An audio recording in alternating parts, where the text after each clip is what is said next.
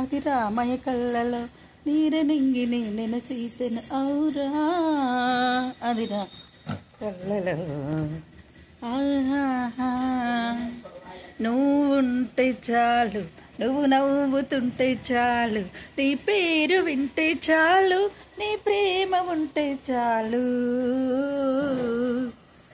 నువ్వుంటే చాలు నువ్వు నవ్వుతుంటే చాలు నీ పేరు వింటే చాలు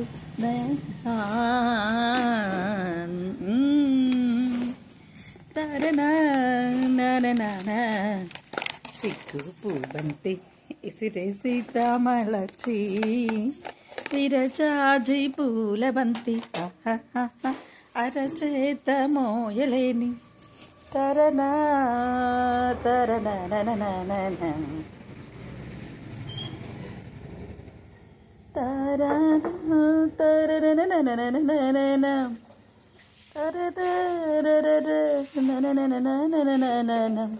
ఇప్పుడు మధ్య రేకులో కంపల్సరీ బొట్టు పెట్టుకోవాలండి. బొట్టు అనేది పెద్దది. ఇందులో ఇక్కడ నుంచి మొదలు పెడితే ఇక్కడ విజ్ఞాన చక్రం ఉంటుందండి. ఆ బొట్టు విభూతి గంధం అవి పెట్టడం వల్ల మనకు విజ్ఞానాన్ని ఇస్తుంది. చాలా మంచిదండి అది. హాయ్ గుడ్ మార్నింగ్ అందరికీ. కార్తీక స్నానం అయిపోయింది. హాయ్ హాయ్ హాయ్ వెన్నెల్లో హాయ్ హాయ్ మల్లెల్లో హాయ్ హాయ్ వైరాల జల్లే విరిసే విరిసే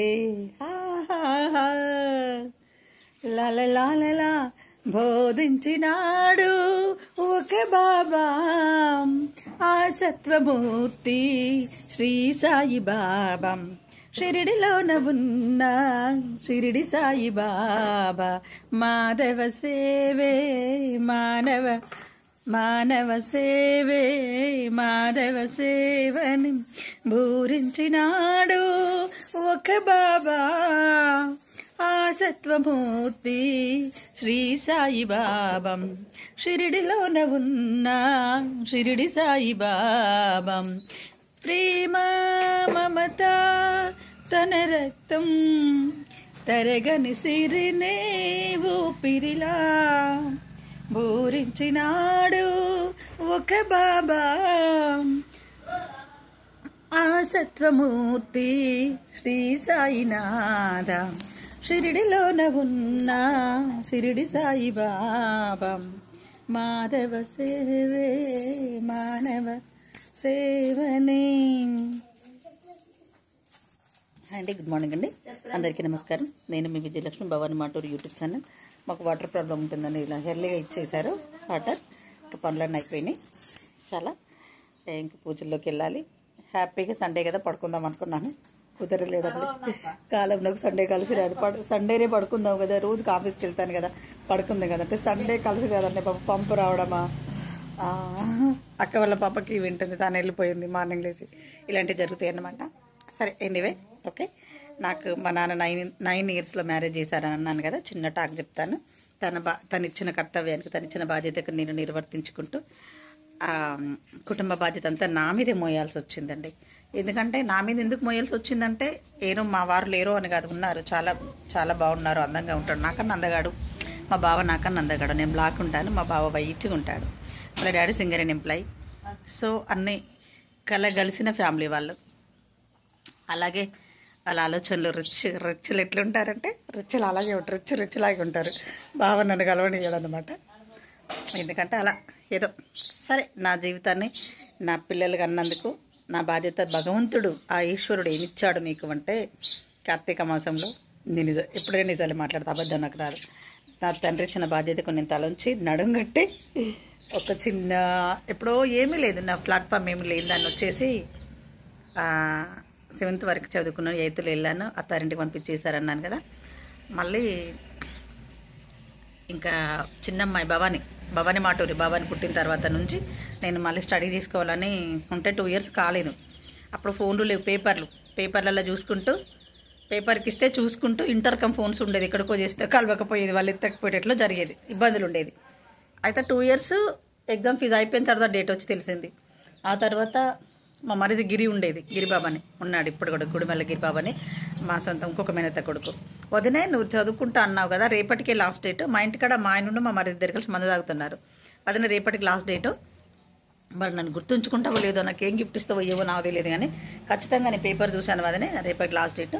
నువ్వు వెళ్ళి కట్టుకుంటే కట్టుకోవాలి, నువ్వు దండపల్లికి వెళ్ళమని చెప్పారు. అప్పుడు ఆ రాత్రి ఆ ఊహే బాగుందని నిద్రపోలేదండి బాబు. నేను నిద్రపోలేదు. నేను 10th ఎగ్జామ్ ఫీజు కట్టడం ఆ డేట్ 2 సంవత్సరాలు పోయింది తెలియకుండా. ఓహో ఇప్పుడు ఇలా తెలుస్తుంది ఆ గిరి, నీ కంగ్రాచులేషన్స్ అని. ఆ గిరికి కంగ్రాచులేషన్ చెప్పేసి మా తిని వాళ్ళందరూ పడుకున్నారు. నాకు నిద్ర పట్టలేదు. ఎప్పుడెప్పుడు తెల్లారుతుంది, ఎప్పుడెప్పుడు దండపల్లికి పోతాను, ఎప్పుడెప్పుడు ఫీజు కడతానా, నేను చదువుకున్న మనిషిని ఎలా అవుతానా అనేసి అలా అయితే అప్పుడు మార్నింగ్ లేచి దండపల్లికి వెళ్ళి ఎగ్జామ్ ఫీజు డేట్ కట్టుకొని లక్షపేట సెంటర్ పడింది, రాశాను. అది ఏ రోజు ఎప్పుడు అంటే 2007లో నేను క్వాలిఫై అయ్యాను. 2005లో అప్పుడు 2020లో అమ్మాయి పుట్టింది. 2020లో పుట్టినప్పటి నుంచి నేను ఇంకా ఆర్థిక ఇబ్బందులు, మా వారి డబ్బులు సంపాదించుకొని తన కోరికలు మాత్రమే తీర్చుకోవడం, తను మాత్రమే బతకడం అనేది. అత్త వాళ్ళు వేరే పడేశారు. వాళ్ళు మా ప్రొటెక్షన్ ఏమీ చూసుకోవట్లేదు. ఎందుకు అంటే నాకు నచ్చదు నువ్వు, నీకు పెట్టాం మేము. అలాంటి ఆడపడుచులు ఎంతమంది ఉన్నారు అండి. నాకు విని బాధ పెట్టడం అని కాదు, నా గురించి నేను చెప్పుకోవాలనేది. నాలాంటి వాళ్ళు ఎంతోమంది ముందుకు వస్తారు. యూట్యూబ్లో నన్ను ఫాలో అయ్యే సబ్స్క్రైబర్స్ కానీ వ్యూస్ వాళ్ళు కానీ పెట్టుకోండి. యూట్యూబ్లో పెడితే న్యాచురల్గా వీడియోస్ ఒకరి డామినేట్ చేసే బదులు మన సొంతగా. ఒక అక్క చెప్పింది కదా, వాళ్ళకు మానిటైజేషన్ కూడా అయిందంట. బట్టలు, శారీస్, ఇల్లు చక్క ఇల్లు చదువుకుంటారు, ఏమైనా చేసుకోవచ్చు అని అన్నారు. అయితే రోజు కొంచెం చరిత్ర నా గురించి చెప్పుకుంటానండి, వినాలి. ఎందుకంటే నేను పడ్డ కష్టం అంతా ఇంత కాదండి. నాకు అందరూ ఉన్నారు, అమ్ముంది, నాన్నున్నారు, అత్తమ్మ ఉన్నారు.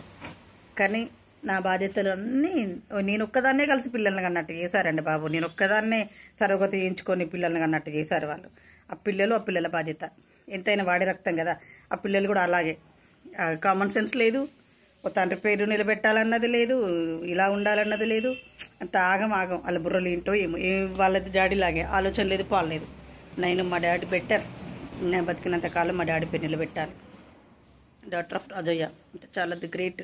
అబద్ధాలు చెప్పకపోయాడు, మన సత్యాన్ని పలికేవాడు అనమాట. అలాగే నాకు వచ్చింది, నేను అబద్ధాలు చెప్పాను.